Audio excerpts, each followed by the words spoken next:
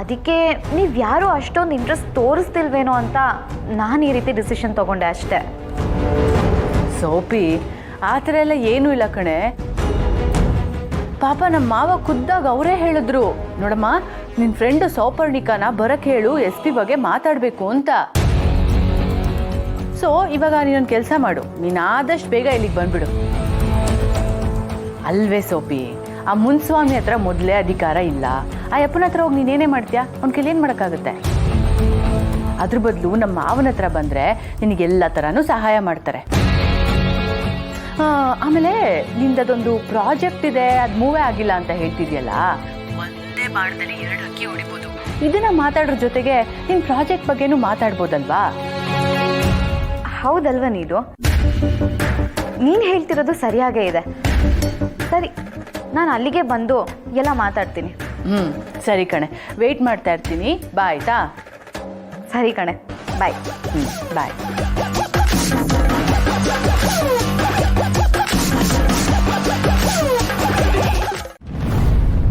ಯಾಕೆ ಹೀಗೆ ಮಾತಾಡ್ತಿದ್ಯಾ ನೀನು? ಖುಷಿ ನೀನಾದರೂ ಭಾವನಾನ ಮೀಟ್ ಮಾಡುತ್ತೆ ನಮ್ಮ ಹತ್ರನೇ ಇಟ್ಕೊಂಡ್ರೆ ಅವಳು ನಮ್ಮ ಜೊತೆನೇ ಇರ್ತಾಳೆ ಅಂತ ಅನ್ಕೊಂಡಿದ್ಯಾ? ಖಂಡಿತ ಇಲ್ಲ. ಅವಳಿಗವಾಗ ಭಾವನಾನ ಮೀಟ್ ಮಾಡಬೇಕು ಅನ್ನೋ ಹಠ ಇನ್ನೂ ಜಾಸ್ತಿ ಆಗುತ್ತೆ. ಅವಳು ಹೇಗೂ ಇವಾಗ ನಮ್ಮ ಜೊತೆ ಚೆನ್ನಾಗಿದ್ದಾಳೆ. ಒಂದು ಸ್ವಲ್ಪ ಪ್ರೀತಿ ತೋರಿಸಿದ್ರೆ ಅವಳು ಪ್ರೀತಿ ತೋರಿಸ್ತಿದ್ದಾಳೆ. 18 ವರ್ಷದವರೆಗೂ ಅವ್ರು ನಮ್ಮ ಜೊತೆ ಇದ್ಬಿಟ್ರೆ ಈ ಆಸ್ತಿ ಮತ್ತೆ ಅವಳ ಪ್ರೀತಿ ಎರಡೂ ಸಿಗುತ್ತೆ. ಅದಕ್ಕೆ ಹೀಗೆ ಮಾಡ್ತಿರೋದು. ಸರಿ, ಇವಾಗೇನು ಜವರೇಗೌಡರ ಮನೆಗೆ ಹೋಗಬೇಕು ಅಷ್ಟೇ ತಾನೇ? ಒಂದು ಕೆಲಸ ಮಾಡು, ಹೇಗೂ ಇವಳು ನನಗೆ ಭಾವನಮ್ಮ ಬೇಕು ಅಂತ ಹಠ ಮಾಡ್ತಿಲ್ಲ. ಹಾಗೇ ಇರಲಿ, ನಾನು ಹೋಗಿ ಬರ್ತೀನಿ. ನೀನಾ? ಏನು ಬೇಡ, ನಾನೇ ಹೋಗಿ ಬರ್ತೀನಿ. ಯಾಕೆ ಈ ಥರ ಫೋರ್ಸ್ ಮಾಡ್ತಿದ್ಯಾ? ಬಂಗಾರಿ, ಫೋರ್ಸ್ ಅಂತ ಏನಿಲ್ಲ.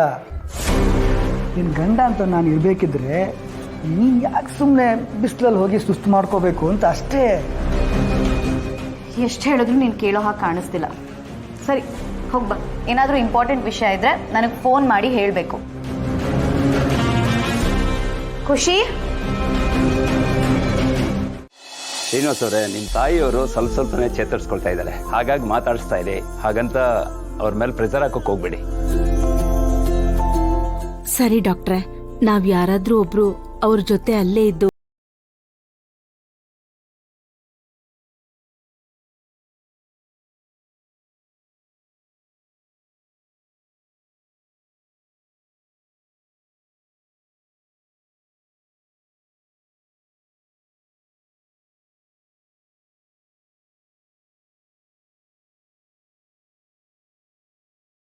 ಇಟ್ಕೋಬೇಕು.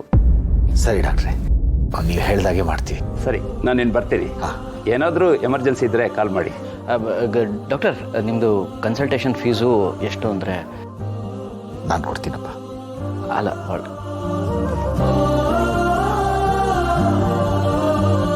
ನಿಮ್ಮಿಂದ ತುಂಬ ಉಪಕಾರ ಆಯಿತು. ಸರಿ, ಬರ್ತೀನಿ. ಹೋಗ್ ಬನ್ನಿ. ರೀ, ಎಂತ ಸಿಹಿ ಸುದ್ದಿ ಅಲ್ವೇನ್ರಿ? ಅಂತೂ ಇಂತೂ ಇಷ್ಟು ದಿನ ಆದ್ಮೇಲೆ ಅತ್ತೆ ಮಾತಾಡಿದ್ರಲ್ಲ, ಅಷ್ಟೇ ಸಾಕು. ಮಾವ, ಅತ್ತೆ, ನನಗಂತೂ ತುಂಬ ಖುಷಿ ಆಗ್ತಿದೆ. ಅಜ್ಜಿ ಮತ್ತೆ ಮೊದಲಿನ ಥರನೇ ಆಗ್ಬಿಟ್ರೆ ಅಷ್ಟೇ ಸಾಕು.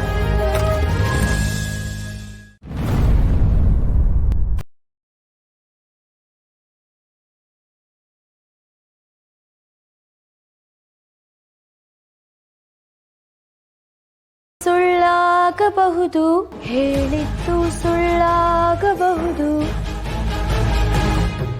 ನಿಧಾನಿಸಿ ಯೋಚಿಸಿದಾಗ ನಿಜವು ತಿಳಿಯುವುದು.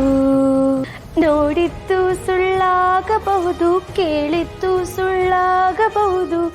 ನಿಧಾನಿಸಿ ಯೋಚಿಸಿದಾಗ ನಿಜವು ತಿಳಿಯುವುದು. ನಿಧಾನಿಸಿ ಯೋಚಿಸಿದಾಗ ನಿಜವು ತಿಳಿಯುವುದು. ಅಜ್ಜಿ ಹುಷಾರಾಗ್ತಿದ್ದಾರೆ. ಅಜ್ಜಿ ಹುಷಾರಾಗ್ಬೋದಂತೆ. ಅಜ್ಜಿ ಹುಷಾರಾಗ್ತಿದ್ದಾರೆ.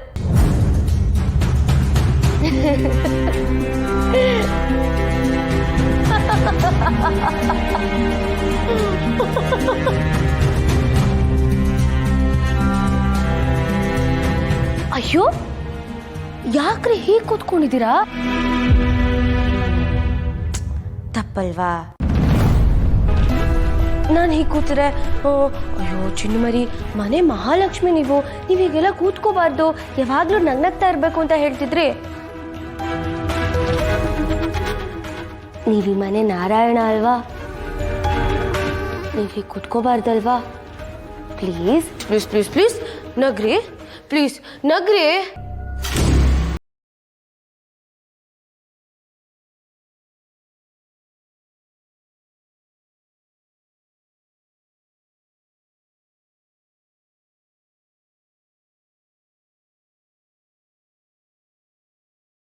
ನೀವು ಅಜ್ಜಿನ ನೋಡೋದಕ್ಕೆ ನಮ್ಮ ಮನೆಗೆ ಹೋಗ್ಬೋದು.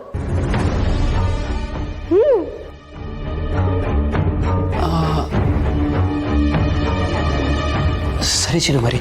ಅಯ್ಯೋ ಯಾಕ್ರಿ ಇಷ್ಟೊಂದು ಅರ್ಜೆಂಟಾ? ನೀವು ಹೋಗ್ಬೋದು, ಆದರೆ ನೀವು ಅಲ್ಲಿಗೆ ಹೋಗ್ಬಿಟ್ಟು ಅಜ್ಜಿ ಪರಿಸ್ಥಿತಿನಲ್ಲಿರೋದಕ್ಕೆ ನಾನೇ ಕಾರಣ, ಅಷ್ಟೇ ಅಲ್ಲ ಜಾನು ಅಷ್ಟೆಲ್ಲ ಅನುಭವಿಸ್ತಾ ಇರೋದಕ್ಕೂ ನಾನೇ ಕಾರಣ ಅಂತ ಹೇಳಿ ಧಾರಾಳವಾಗಿ ಹೋಗಿ. ಏನು ಮಾತಾಡ್ತಾ ಇದ್ದೀರಿ ನೀವು? ಆ ವಿಷಯನೆಲ್ಲ ಹೇಳೋಕ್ಕಾಗತ್ತಾ? ಅದನ್ನೆಲ್ಲ ಹೇಳಿದ್ರೆ ನನ್ನ ಸ್ಥಿತಿ ಏನಾಗುತ್ತೆ ಅಂತ ಯೋಚನೆ ಮಾಡಿದ್ದೀರಾ ನೀವು? ಓ ಶಿಟ್, ಹೌದಲ್ಲ? ಛೇ, ನಾನು ಯಾಕಿದೆಲ್ಲ ಯೋಚನೆ ಮಾಡಲಿಲ್ಲ? ಯಾಕಿದೆಲ್ಲ ಯೋಚನೆ ಮಾಡಲಿಲ್ಲ ಜಾನು ನೀನು? ಆದರೆ ನೀವು ಯಾಕಿದೆಲ್ಲ ಮಾಡೋದಕ್ಕೆ ಮುಂಚೆ ಯೋಚನೆ ಮಾಡಲಿಲ್ಲ? ಓ ಗೊತ್ತಾಯ್ತು ಗೊತ್ತಾಯ್ತು ಗೊತ್ತಾಯ್ತು.